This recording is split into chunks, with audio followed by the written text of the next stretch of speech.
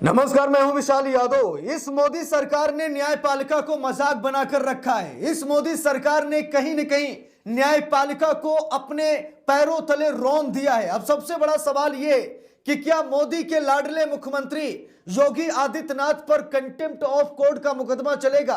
क्या मुख्यमंत्री योगी आदित्यनाथ पर सीधा एक्शन लेगा सुप्रीम कोर्ट? दोस्तों, हम सभी लोगों को मालूम है कि अगर कोई साधारण इंसान कोर्ट के फैसले का अपमान कर दे, कंटेम्प्ट ऑफ कोर्ट कर दे, तो भाई उसको 6 महीने के लिए जेल या 2000 रुपए का जुर्माना, माफी मांगने पर अगर कोर्ट मान जाता है तो ठीक है, सजा नहीं होती, नहीं तो सजा का अधिकार है। जब आम इंसान के लिए कानून है तो भाई मुख्यमंत्री योगी आदित्यनाथ के लिए कानून क्यों नहीं है? दोस्तों, बार बार सुप्रीम कोर्ट ने कहा कि आप बुलडोजर नहीं चला सकते। बार बार सुप्रीम कोर्ट ने कहा कि आप बुलडोजर के नाम पर तांडव का नाम जो है न्याय नहीं कर सकते, यानी कि आप तांडव कर रहे हैं, आप अन्याय कर रहे हैं और इसे जस्टिस ऑफ बुलडोजर बता रहे हैं। ये न्याय नहीं, ये अन्याय है। कई बार सुप्रीम कोर्ट ने योगी सरकार को फटकार लगाई, नोटिस जारी किया, लेकिन बावजूद इसके योगी सरकार बुलडोजर पर बुलडोजर चलाए जा रही है, यानी कि सब कुछ तहस नहस और तबाह करती जा रही है। कोर्ट के फैसले का भी कोई असर नहीं है। अब क्या प्रधानमंत्री नरेंद्र मोदी योगी आदित्यनाथ को ऑर्डर दे रहे हैं कि जाइए चलाइए बुलडोजर, जितना चलाना है, हम दिल्ली संभाल लेंगे, सुप्रीम कोर्ट संभाल लेंगे? अगर बात यह है तो प्रधानमंत्री नरेंद्र मोदी पर भी एक्शन होना चाहिए। अगर यह बात नहीं है तो मुख्यमंत्री योगी आदित्यनाथ पर कंटेम्प्ट ऑफ कोर्ट का मुकदमा चलना चाहिए। और कंटेम्प्ट ऑफ कोर्ट में क्या होता है जानते हैं? देख लीजिए, 6 महीने तक की जेल का प्रावधान है। देखिए, लिखा भी है, सजा की अवधि दोषी पाए जाने पर अधिकतम 6 महीने तक की जेल हो सकती है। जुर्माना भी 2000 रुपये तक का लगता है। यदि अवमानना करने वाला व्यक्ति माफी मांगता है और न्यायालय उससे संतुष्ट होता है तो सजा माफ भी की जा सकती है। तो दोस्तों, बड़े कड़े प्रावधान है, लेकिन उसके बावजूद मुख्यमंत्री योगी आदित्यनाथ को तनिक सा भी डर नहीं है कि कोर्ट का अपमान करने का नतीजा क्या होता है, अवमानना का मामला क्या होता है, कंटेम्प्ट ऑफ कोर्ट क्या होता है, शायद योगी आदित्यनाथ को पता ही नहीं। दोस्तों, इलाहाबाद हाई कोर्ट ने योगी सरकार को फटकार लगाई है। जरा सोचिए, इलाहाबाद हाई कोर्ट ने योगी सरकार को फटकार लगाई है।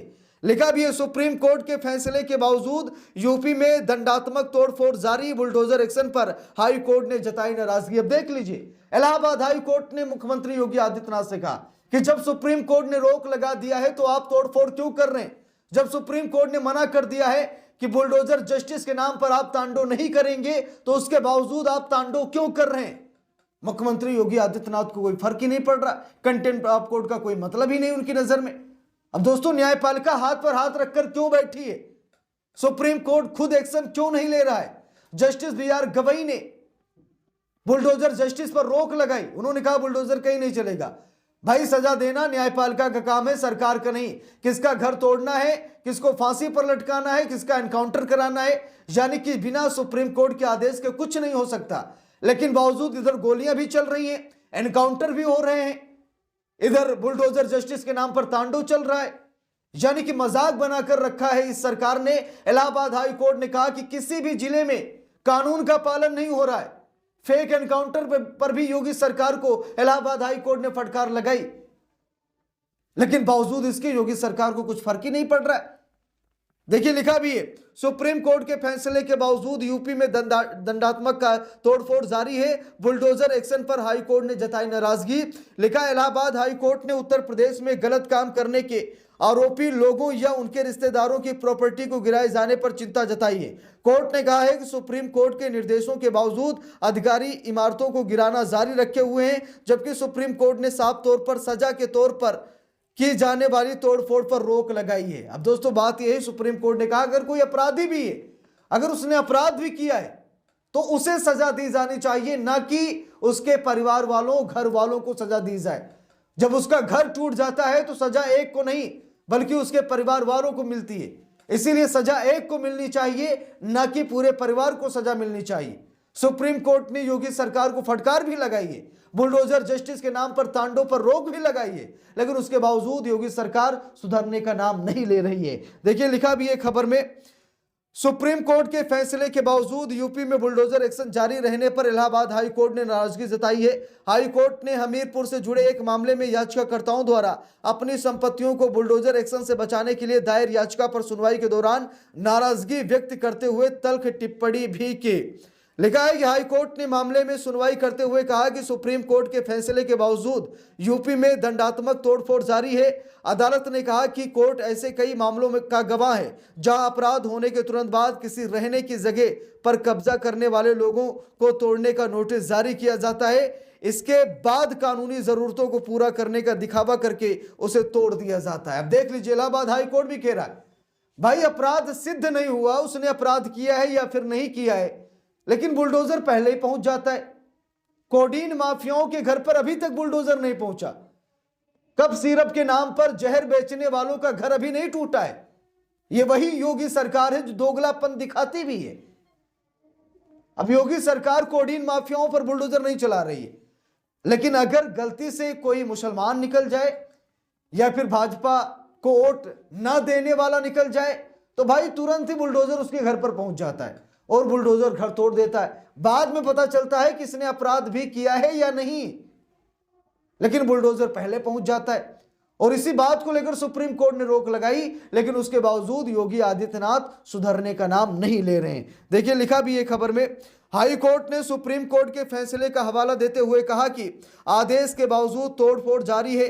भले ही सुप्रीम कोर्ट ने इस सिद्धांत पर मोहर लगाई थी कि इमारतों को सजा के तौर पर तोड़ना शक्तियों के बंटवारे का उल्लंघन है, क्योंकि सजा देने का अधिकार न्यायपालिका के पास है। जस्टिस अतुल श्रीधरन और जस्टिस सिद्धार्थ नंदन की डबल बेंच ने फहीमुद्दीन और 2 अन्य की याचिकाओं पर सुनवाई करते हुए ये टिप्पणी की।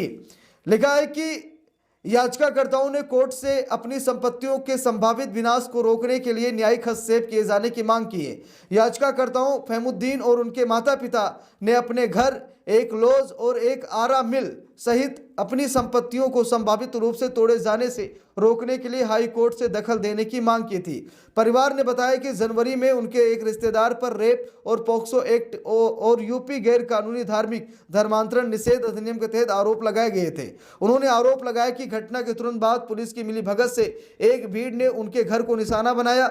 उनके वकील ने कहा कि भले ही वे में सह आरोपी नहीं थे, फिर भी एफआईआर दर्ज होने के तुरंत बाद जिलाधिकारियों ने नोटिस जारी कर दिया। तो यहां पर आप सभी लोग देख सकते हैं कि कैसे दबंगई की जा रही है, हुड़दंगई की जा रही है, कैसे न्यायपालिका का मजाक बनाया जा रहा है, सुप्रीम कोर्ट के फैसले का मजाक बनाया जा रहा है, कानून को रौंदा जा रहा है, संविधान को रौंदा जा रहा है। सरकार को कोई फर्क ही नहीं पड़ रहा है। सरकार अपने हिसाब से सब कुछ करना चाह रही, जबकि सुप्रीम कोर्ट ने कई बार कहा कि भाई सरकार जज नहीं बन सकती, सरकार जूरी नहीं बन सकती, सरकार जल्लाद नहीं बन सकती, लेकिन उसके बाद सरकार की अकड़ देखिए, सरकार सब कुछ करने लगी, फैसले भी सुनाने लगी है, सजा भी दिलाने लगी है। तो इस पूरे मामले पर आप सभी लोगों की क्या राय है कमेंट करके जरूर बताइएगा। वीडियो को लाइक शेयर, अगर चैनल पर नए हैं सब्सक्राइब करके सपोर्ट कीजिएगा। मिलते हैं दूसरी वीडियो में, तब तक के लिए बहुत बहुत धन्यवाद।